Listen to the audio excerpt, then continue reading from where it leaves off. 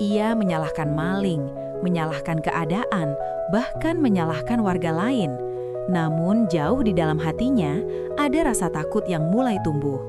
Ia merasa kampung ini tak lagi ramah padanya. Malam-malamnya mulai gelisah, tidurnya tak lagi nyenyak.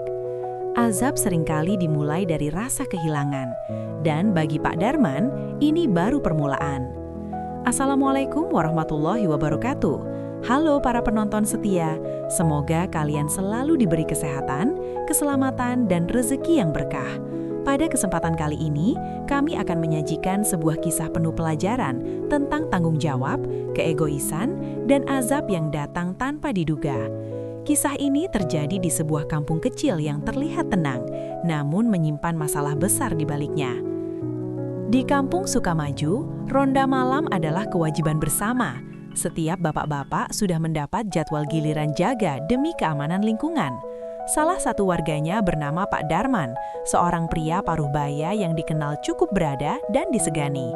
Namun di balik itu, ia memiliki sifat malas dan merasa dirinya lebih penting dibanding warga lain. Saat jadwal ronda tiba, Pak Darman selalu punya alasan. Kadang mengaku capek bekerja, kadang pura-pura sakit, bahkan sering mematikan lampu rumah agar terlihat kosong. Ia berpikir, toh masih banyak bapak-bapak lain yang mau ronda. Kalau tidak aku, pasti ada yang menggantikan, begitu pikirnya. Warga mulai resah. Beberapa kali ketua RT menegur dengan halus, tapi Pak Darman hanya mengangguk tanpa pernah berubah. Ia tetap tidur nyenyak setiap malam saat orang lain berjaga melawan dingin dan kantuk. Tak ada yang menyangka, sikap sepele itu perlahan membuka pintu musibah. Kampung yang biasanya aman mulai terasa berbeda. Suara-suara aneh di malam hari kian sering terdengar, dan kegelapan seolah membawa pertanda buruk. Tanpa disadari Pak Darman, azab sedang menunggu waktu untuk menampakkan diri. Teguran yang diabaikan. Beberapa minggu berlalu, jadwal ronda kembali berputar. Nama Pak Darman kembali tertulis jelas di papan jadwal. Malam itu hujan rintik turun, udara terasa dingin menusuk tulang. Bapak-bapak lain tetap datang ke pos ronda dengan jas hujan dan senter seadanya. Pak Darman hanya mengintip dari balik jendela.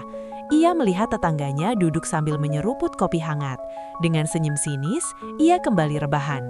Hujan begini, mana mungkin maling datang, gumamnya. Keesokan paginya, ketua RT kembali menegur. Kali ini dengan nada lebih tegas.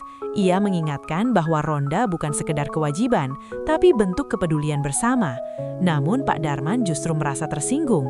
Ia merasa dipermalukan di depan warga. Sejak saat itu, sikapnya makin buruk. Ia sengaja menghindar setiap ada pembicaraan soal ronda. Bahkan ia mulai mempengaruhi bapak-bapak lain agar tidak terlalu serius menjaga malam. Tanpa sadar, keamanan kampung makin melemah.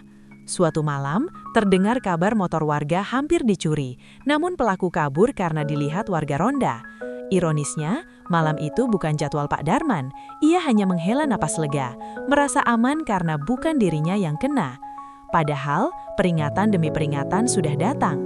Langit malam seolah semakin gelap, angin bertiup lebih kencang, dan Kampung Sukamaju perlahan kehilangan rasa aman.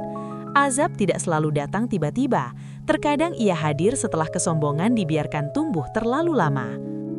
Malam tanpa penjaga. Suatu malam, jadwal ronda kembali jatuh pada Pak Darman. Kali ini beberapa bapak lain sengaja tidak datang lebih awal, berharap Pak Darman akhirnya sadar dan bertanggung jawab. Namun yang terjadi justru sebaliknya. Pos ronda kosong, lampu mati, dan kampung tenggelam dalam kesunyian. Pak Darman tidur lelap, tak peduli dengan keadaan sekitar. Di luar, bayang-bayang asing mulai bergerak. Suara langkah kaki pelan terdengar, menyusuri rumah demi rumah. Tanpa ronda, tak ada yang mengawasi. Pagi harinya, suasana kampung gempar. Beberapa rumah kemalingan, termasuk rumah Pak Darman sendiri. Pintu belakangnya rusak, perhiasan istrinya raib, dan motornya hilang. Pak Darman terduduk lemas, wajahnya pucat. Warga berkumpul, sebagian merasa kesal, sebagian iba. Ketua RT hanya berkata singkat, kalau saja ronda berjalan seperti biasa. Kata-kata itu menusuk hati Pak Darman, tapi egonya masih berusaha menolak kenyataan. Ia menyalahkan maling, menyalahkan keadaan, bahkan menyalahkan warga lain. Namun jauh di dalam hatinya, ada rasa takut yang mulai tumbuh. Ia merasa kampung ini tak lagi ramah padanya. Malam-malamnya mulai gelisah, tidurnya tak lagi nyenyak. Azab seringkali dimulai dari rasa kehilangan, dan bagi Pak Darman, ini baru permulaan. Rasa takut yang menghantui. Sejak kejadian itu, Pak Darman berubah murung. Setiap malam ia terbangun oleh suara kecil, merasa ada yang mengintai. Ia mulai bermimpi buruk, melihat dirinya dikejar bayangan dalam di jalan kampung yang sepi. Ironisnya, saat jadwal ronda kembali tiba, ia tetap tidak datang. Rasa malas dan gengsi masih menguasai dirinya. Ia takut diejek, takut dipandang rendah, padahal warga sebenarnya berharap ia berubah. Kampung kembali diguncang kejadian aneh. Ayam hilang, pagar dirusak, dan suara tangisan misterius terdengar di malam hari. Warga semakin rajin ronda, kecuali Pak Darman. Suatu malam, listrik di rumahnya padam, gelap menyelimuti, dan suara langkah kaki terdengar. Jantungnya berdegup kencang. Ia berteriak minta tolong, tapi tak ada ronda di dekat rumahnya malam itu. Pagi harinya, Pak Darman jatuh sakit. Badannya panas tinggi, mulutnya terus mengigau tentang bayangan hitam dan suara langkah. Dokter berkata ia hanya kelelahan dan stres, namun warga tahu ini bukan sakit biasa. Kesombongan mulai runtuh, digantikan ketakutan yang mendalam. Namun apakah itu cukup untuk membuatnya sadar? Atau azab akan datang lebih keras? Penyesalan yang terlambat. Di tengah sakitnya, Pak Darman mendengar kabar seorang tetangga hampir celaka karena mencoba menghadang maling saat ronda. Ia mulai berasa bersalah. Air matanya jatuh saat mengingat dirinya selalu menghindar. Ia berjanji dalam hati akan berubah, namun tubuhnya semakin lemah. Setiap malam mimpi buruk datang silih berganti. Ia melihat pos ronda kosong, lalu berubah menjadi lubang gelap yang menelannya. Istrinya menangis, memohon agar Pak Darman bertaubat dan meminta maaf pada warga. Dengan suara lemah, ia mengangguk, namun hatinya masih diliputi ketakutan. Saat akhirnya ia sembuh, jadwal ronda kembali tiba.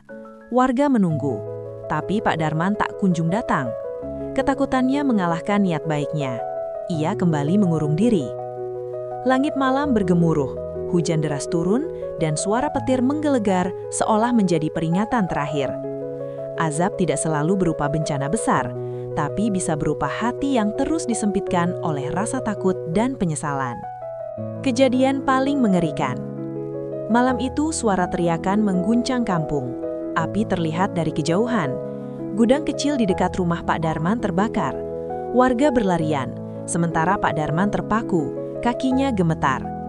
Jika saja ada ronda lebih awal, api mungkin cepat tertangani. Kerugian pun membesar.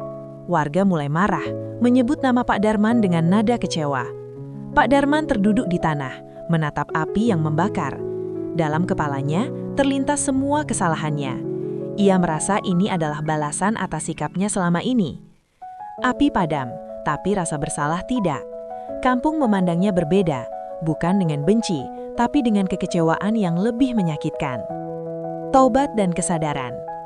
Beberapa hari kemudian, Pak Darman mendatangi ketua RT. Dengan kepala tertunduk, ia meminta maaf pada seluruh warga. Ia mengakui kesalahannya dan berjanji berubah. Sejak malam itu, Pak Darman selalu datang paling awal ke pos ronda. Ia membawa kopi, camilan, dan semangat baru. Warga perlahan menerima kembali meski luka belum sepenuhnya hilang. Rasa takutnya berkurang, digantikan ketenangan. Tidurnya mulai nyenyak, mimpinya tak lagi gelap. Ia sadar, tanggung jawab yang diabaikan akan selalu kembali menagih. Penutup dan pesan moral. Kampung Sukamaju kembali aman. Ronda berjalan tertib, dan Pak Darman menjadi contoh perubahan. Azab yang ia rasakan bukan untuk menghancurkan, melainkan menyadarkan. Dari kisah ini kita belajar bahwa tanggung jawab sekecil apapun tidak boleh diremehkan. Ketika kita memilih ego, maka akibatnya bisa menyentuh banyak orang. Semoga kisah ini menjadi pengingat bagi kita semua. Wassalamualaikum warahmatullahi wabarakatuh. Aku